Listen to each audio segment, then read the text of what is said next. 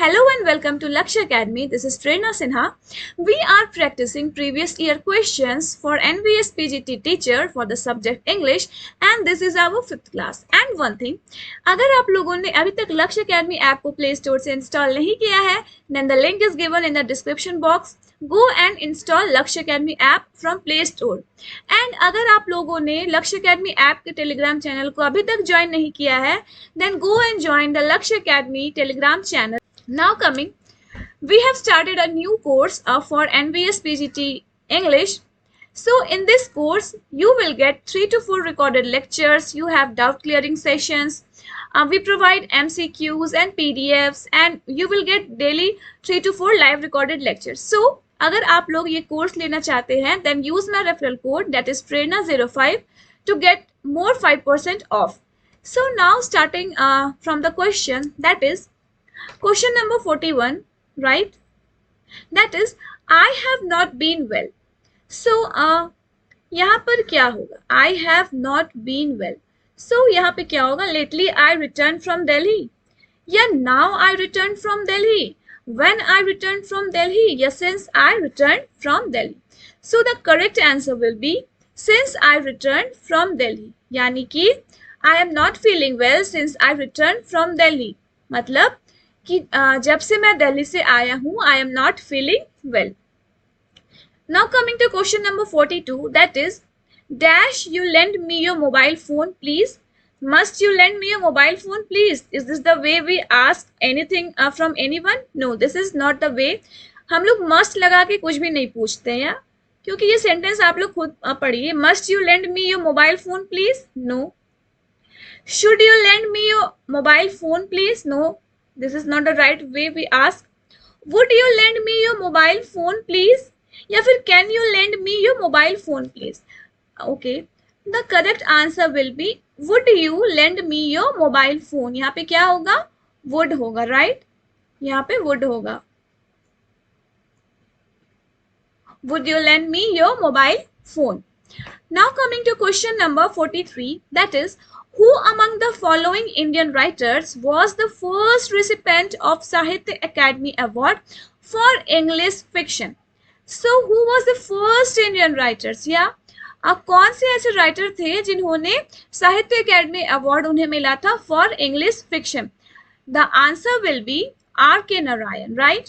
तो आप लोगों को आर के नारायण के कुछ वर्क्स में बताती हूँ. That a famous work that is Malgudi days, we have the guide. So R K Narayan is very famous. या आप लोगों ने मालगुडी डेज भी सुना होगा, द गाइड सुना होगा. सो R K Narayan is the one Indian writer who was the first recipient of Sahitya Academy Award for English fiction, right? So coming to question number 44, that is, a farce is an exaggerated form of which of the following? तो farce क्या है? ये जो है farce, what is farce?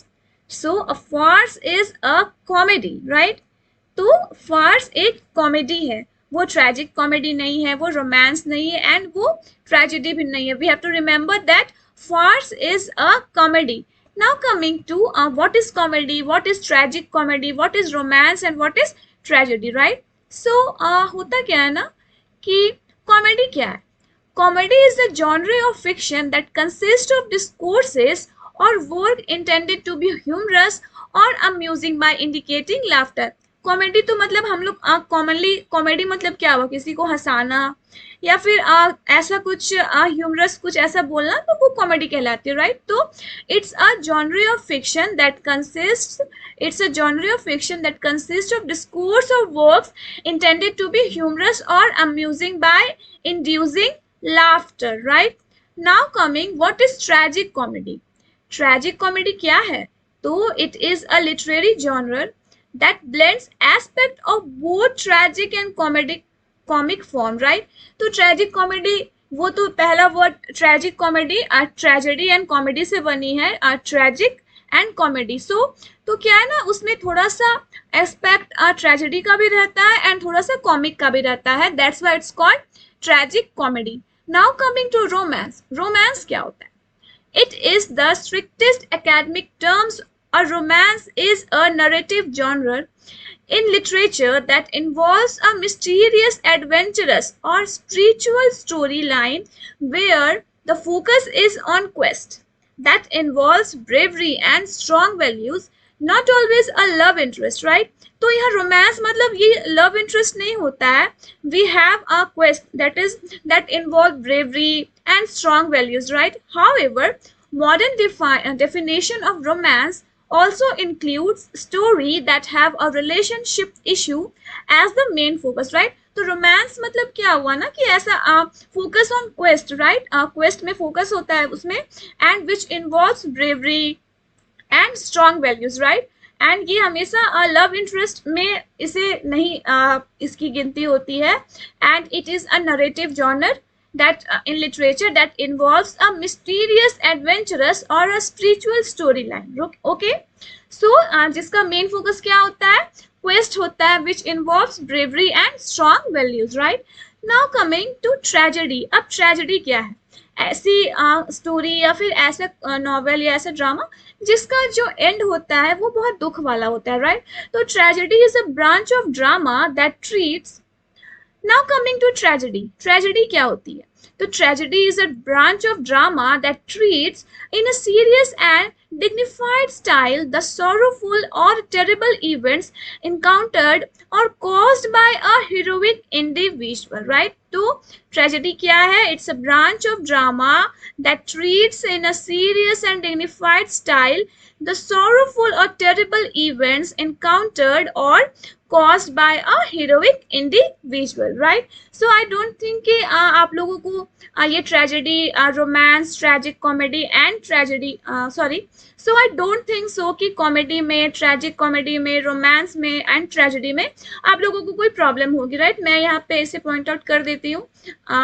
Comedy, tragic comedy, romance and we have tragedy, right? तो farce क्या है? Farce is a comedy, right? It's not a tragic comedy, it's not a romance, it's not a tragedy, it's a comedy, right? तो remember कि farce क्या है? तो farce is a comedy, right? So now coming to question number 45, that is liar, after which lyric primarily a song is actually.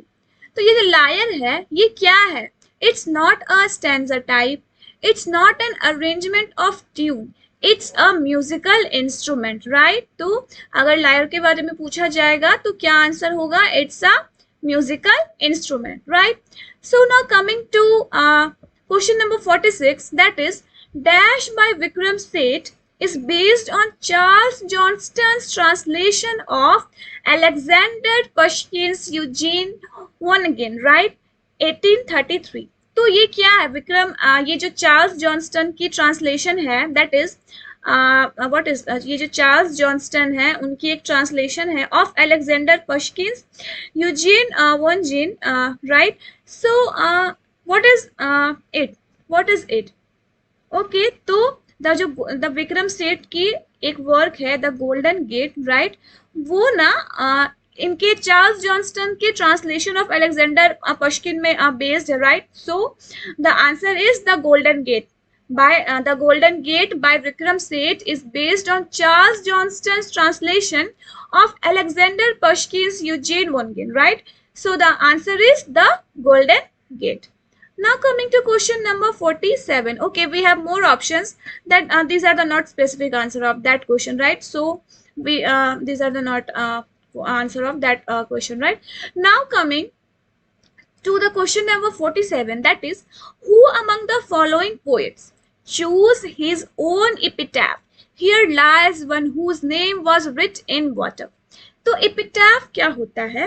वो जो grave में लिखी रहती है ना एक epitaph, that is अगर जैसे भी कोई ये होते हैं ना वो, फिर ये मैं बता देती हूँ, ये एक रहता है उसमें उनका नेम रहता है, ओके, एंड यहाँ पे कुछ समथिंग समथिंग समथिंग समथिंग लिखा रहता है, ठीक है? तो who among the poet chose his own epitaph, वो ऐसे कौन पोएट थे जिसने अपना खुद का एपिटाफ चूज किया था और उसमें क्या लिखा था? Here lies one whose name was written water.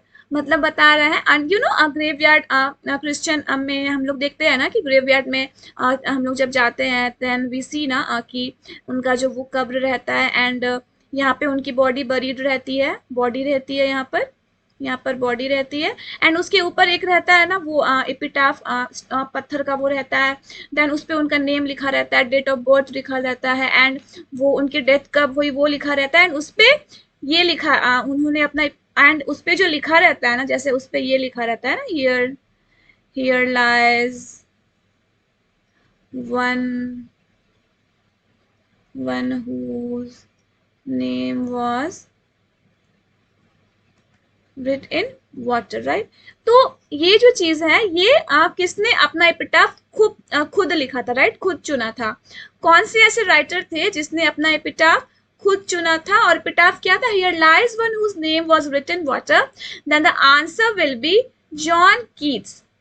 John Keats के बारे में आप लोगों को पता है ना कि उनकी डेथ बहुत ही कम एज में हुई थी, दैट इज 25 ईयर्स में उनकी डेथ हो गई थी। उनकी डेथ ट्यूबरक्लोसिस से हुई थी एंड हम लोगों को मैंने बता रखा है पहले भी कि उनकी मदर की भी डेथ ट्यूबरक्लोसिस से हुई थी एंड उनके ब्रदर की भी डेथ ट्यूबरक्लोसिस से हुई थी एंड इतने कम एज में उन्होंने इतनी सारी पोएट्रीज लिखी है एंड 25 ईयर्स ऑफ एज में ही उनकी डेथ हो जाती है एंड वो ऐसे राइटर हैं जिन्होंने अपना एपिटाफ खुद लिखा था या फिर खुद चुना था, that is here lies one whose name was written water. Okay, तो जॉन कीट्स ने अपना एपिटाफ खुद चुना था, right? Now coming to question number 48, that is choose the correct passive voice for the sentence. Why did your uncle write such a speech?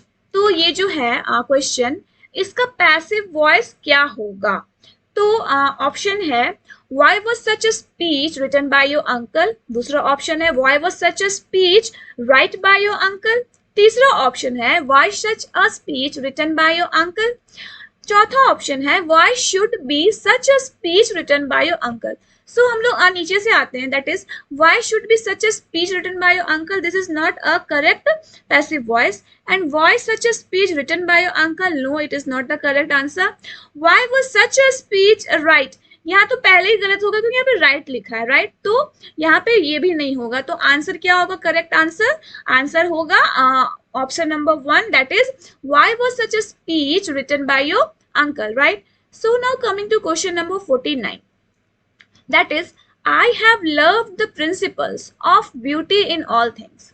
Which of the following poets wrote this? I have loved the principle of beauty in all things, right? तो वो कौन से poet है जिन्होंने ये line लिखी है? The answer will be John Keats. John Keats ने क्या कहा है?